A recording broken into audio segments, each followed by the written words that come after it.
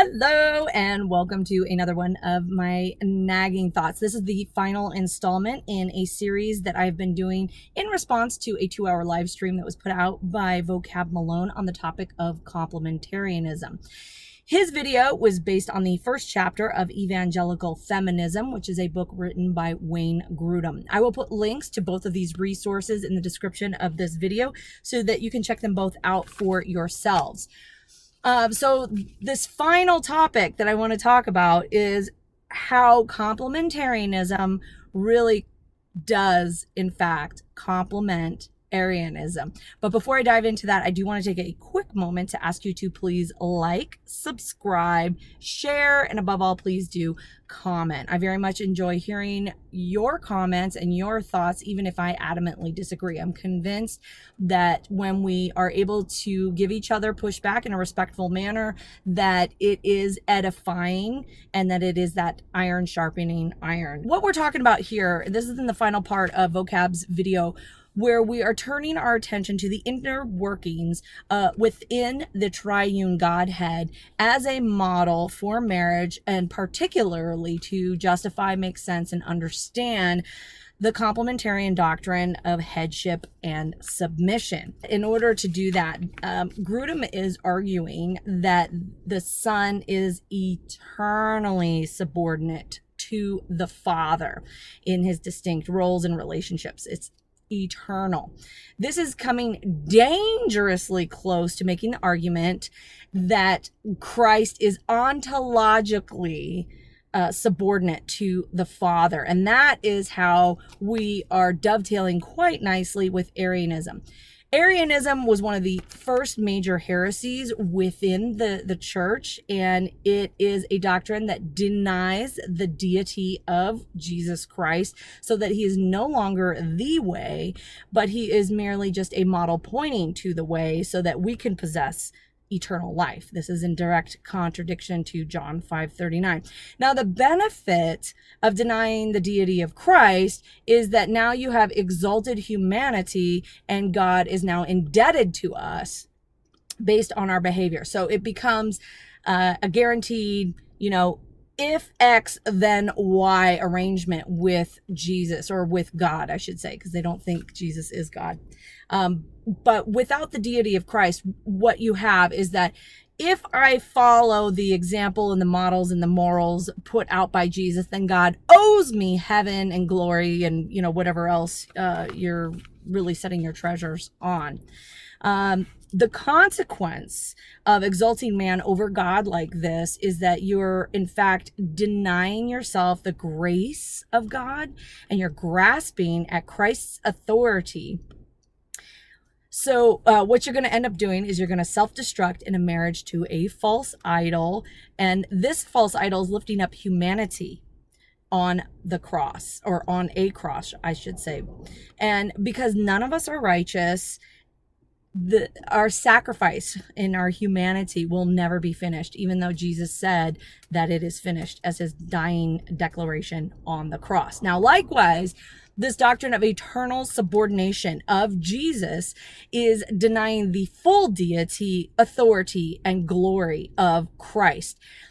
It's not officially doing it in an ontological manner, saying that this is the nature of Jesus, that he's unable to exercise any authority within the triune Godhead, but he is voluntarily from the eternity past into eternity future, voluntarily subjugating himself to the authority and power of the Father. Now, this is making such a functional subordination role out of Christ that it is indistinguishable from an ontological subordination of Christ. Now, the benefit is that by doing this, by robbing Christ of his oneness with the Father and the Spirit, and relegating him to an eternally subordinate position, it's exalting husbands' masculinity and making wives indebted to that masculinity. Now, the consequence of that is that it is, again, refusing grace for husbands to grasp at Christ's authority. And what's going to end up happening is you're going to self-destruct with a marriage to a false idol. And this one is going to be lifting up masculinity on a cross so that it is never finished, even though Jesus said it was. And this is why earlier in this series, I talked about, and perhaps I should go into it more because I didn't lose so many subscribers as when I talked about the curse of woman. But the reality is that complementarian doctrine is very abusive towards men as well, because it is putting men in between a woman, or a wife, I should say, a wife and Christ. Now he has become her cover and her shelter from God's wrath. And this is a horrible place for any person to be in. And then to attach it to your manhood so that if something goes wrong, now you're gonna personally attack their masculinity. It's very, very abusive towards men as well as women. Bottom line, the problem is that this is a self-serving grasp at authority, both Arianism and Complementarianism. Philippians 2, chapter 2, verse 21 says, others are busy with their own concerns, not those of Jesus Christ. Whenever we start looking through the scriptures to see what we can get out of this in our human interactions, you know that you're not in the spirit, you're in the flesh. What we need to be looking for is how to exalt Christ, how to live in the spirit, and that is the solution. So on that note, I do want to just read Psalm 111 verses 1 through 4, and I just want to say this is the solution to the grasp at authority for manhood in marriage. Said, praise the Lord. I will give thanks to the Lord with my whole heart. In the assembly of the godly and the congregation, the Lord's deeds are great, eagerly awaited by all who desire them. His work is majestic and glorious, and his faithfulness endures forever. He does amazing things that will be remembered. The Lord is merciful and compassionate. So praise God, it is finished, okay? Humanity doesn't need to claw our way back to God, and men don't need to do it either. So on that point, I want to talk about the subjugation of Jesus. And in the biblical context, it's always explicitly within the context of his earthly ministry of the incarnation and the hypostatic union. So I'm going to go to Psalm chapter 8, verses 4 through 6. And what you're going to see there is that God made the Son of Man, which Mark 2:28 says is also the Lord of the Sabbath. The Son of Man is also the Lord of the Sabbath. So we're talking about Jesus Christ here. Okay, so Psalm chapter 8, verses 4 through 6. God made the Son of Man a little lower than Elohim, which, by the way, again, is not translated honestly in English by a lot of translations. Elohim is a name for God, not angels. So God made the Son of Man a little lower than God and put everything under the Son of Man except the deity and authority of God. And that's according to 1 Corinthians chapter 15, verse 27. In a lot of renderings, it looked like it was talking about man, about humanity, and it's talking about Christ. And this is what I'm talking about, that when we're looking on the horizontal plane and approaching the scriptures with that, we are just robbing ourselves of so much, because it's these same scriptures that testify about him. Okay, Philippians chapter 2 makes it clear that Christ clothed himself in humanity. This is the incarnation. So he put on a human nature. He did not have any attribute of humanity in the eternal past. And you can see that in Numbers chapter 23, verse 19, it explicitly says that God is not a man. He doesn't participate in humanity. So Jesus clothing himself in a human nature cannot affect or be mingled with his eternal, immutable, divine nature. And we can see this in Hebrews chapter 13, verse 8. it says Jesus is the same yesterday, today, and forever. So when Jesus took on or clothed himself in a human nature, when he was on his earthly ministry, that's what the hypostatic union is. He has a human nature. He's fully human. He has a godly, divine nature. He's fully God. And the two don't mix. Luke chapter 22 verse 42 shows that Jesus is saying, take this cup, not my, I'm going to insert the word human will, but your divine will. Now, does this mean that there was a separation between the will of Jesus and the will of God? No, there's the hypostatic union. Jesus is fully human. He's fully God. And this is his human nature. Talking about how it does not want to go through the suffering of the cross.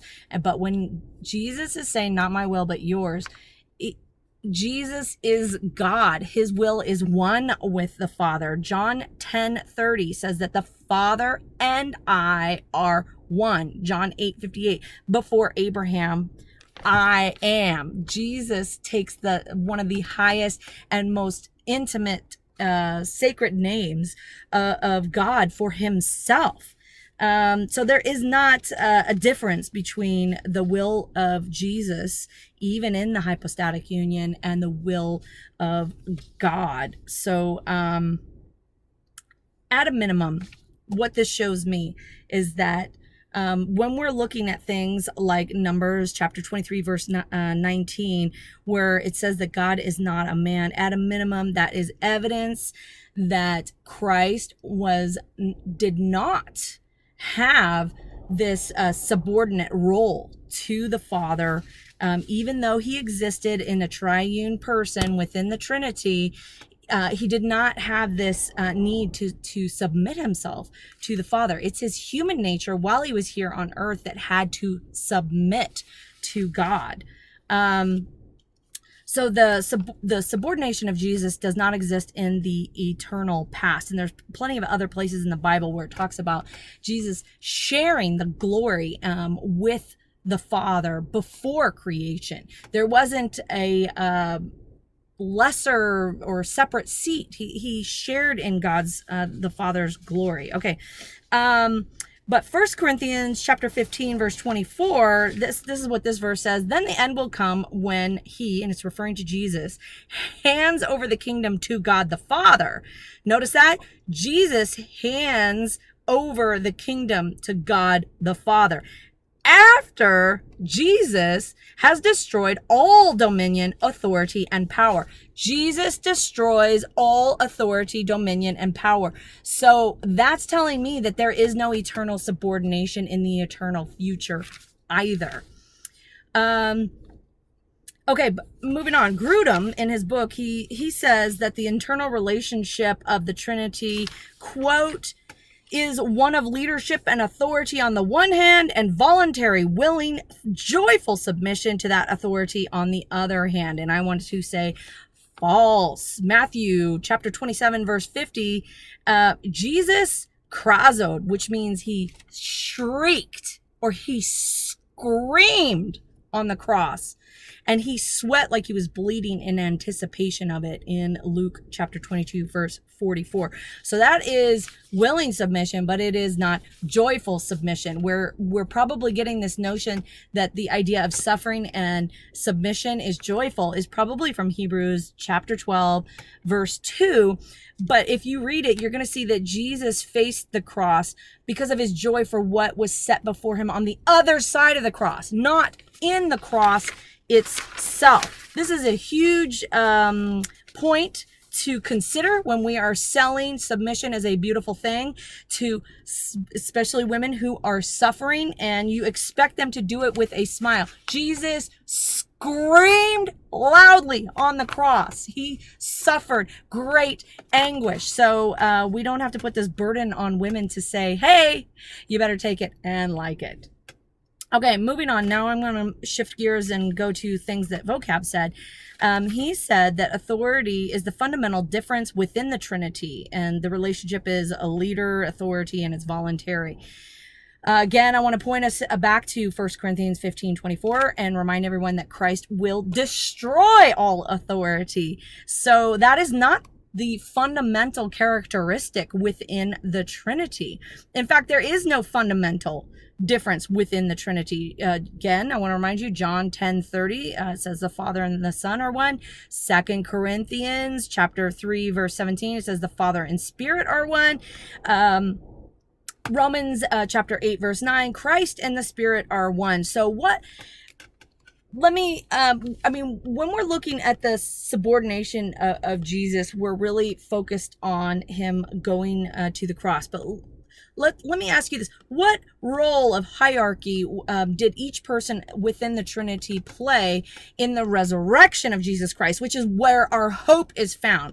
Anybody can die on a cross, but only Christ can raise up. Romans chapter 8, verse 11 says the Spirit raised Jesus from the dead. But Galatians chapter 1, verse 1 says the Father raised Jesus from the dead. And John chapter 2, verse 19 says Jesus raised himself from the dead. So all of the persons of the Trinity are acting in unison together as one. The only context in which there was any role separation was during the earthly ministry and the with regards to the functionality of the hypostatic union there in his earthly ministry. So the takeaway for me here is that the value of the internal triune nature of God is for God's ability to ontologically be and to fully express love, not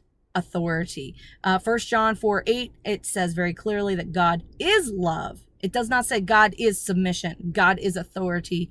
That should be a concern to believers, that there is overlap and that these things are dovetailing with one of the very first church heresies that was out there. Now, Grudem also makes, in my opinion, a very dishonest argument here, where he says that the word for head in 1 Corinthians chapter 11, verse 3, where it says, the head of man is Christ, the head of the wife is the husband, and God is the head of Christ. And he says that the head means to have authority over another. And this is kind of crazy, because if you go to the very next verse, 1 Corinthians chapter 11, verse 4, you're going to see that any man who covers his head disgraces his head. So I guess the man has authority over himself. Like, that's the point that we need to take away.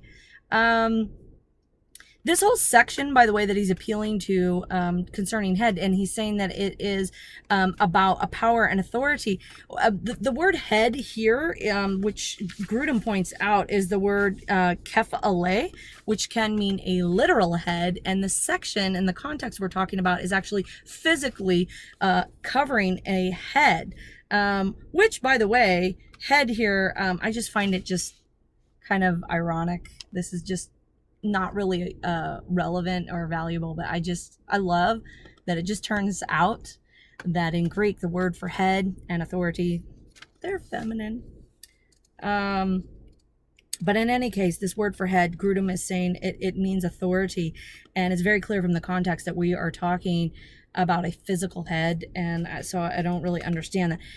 That being said, there's also another book I'm still making my way through that makes very clear argument from contemporary literature to the time that Paul was writing, that head really means source. So it's very dishonest to me, given the context of 1 Corinthians chapter 11. Vocab says, hey, the people that don't have this internal hierarchy of the Trinity, look at people like the Hebrew Israelites, and you're going to see, that they have polygamy and all sorts of terrible things for women. But the value of the Trinity is in the love relationship. Like, I love Tim Keller makes this argument that, God didn't make creation so that he could experience love, because love requires an object. He, in his triune nature, is love. He's able to love himself within himself, and that is not anything that requires any sort of hierarchy or dominion, headship, or subjugation. other than the fact that what Christ did here on earth absolutely was a means of expressing sacrificial love within the Trinity. The Father sacrificed his son the way that Abraham sacrificed Isaac, and Jesus sacrificed his life on the cross for his father, and just like Isaac was willing to do the same thing. So there's I didn't even put any of that sort of thing in my note, but the point and the value for me that does relate to marriage and the inner workings of the Trinity and all human relationships, especially marriage, is that it is all about love, and it's all about giving, and it's not about hierarchy, power, and authority. And even though you shift the onus to the woman to make it happen, and you don't flex your authority to enforce it, this is not God's way. He is tender and compassionate, and his yoke is light and easy. But the other thing that I don't like is that since Christians have such widespread problems with marriage idolatry and idolatry of masculinity and headship and submission, I really don't like that when these topics come up, we start pointing our fingers at others, and we're saying, well, look at the Hebrew Israelites, look at the Muslims, they treat women worse. I personally think that the reason why we can't look at ourselves is because believers really don't understand or take Genesis 3:16 to heart. And so because of that, we are helping to fulfill the curse of woman, even within the community of believers. That being said, I do want to talk about, some of this, take a look at people who don't have the Trinity as a model and how their marriages are working. Well, Christians are not doing much better. We have the same divorce rate as the general public. And even within the Bible, you're going to see that we have covenant men as respected as Abraham, David, and Solomon, collecting wives like their possessions. We have other covenant men like Judah unashamedly paying prostitutes while condemning believing women. And even today, if you take a look at organizations like Focus on the Family, they are blaming women for destroying marriage, for not wanting to remain one flesh with the sexually immoral.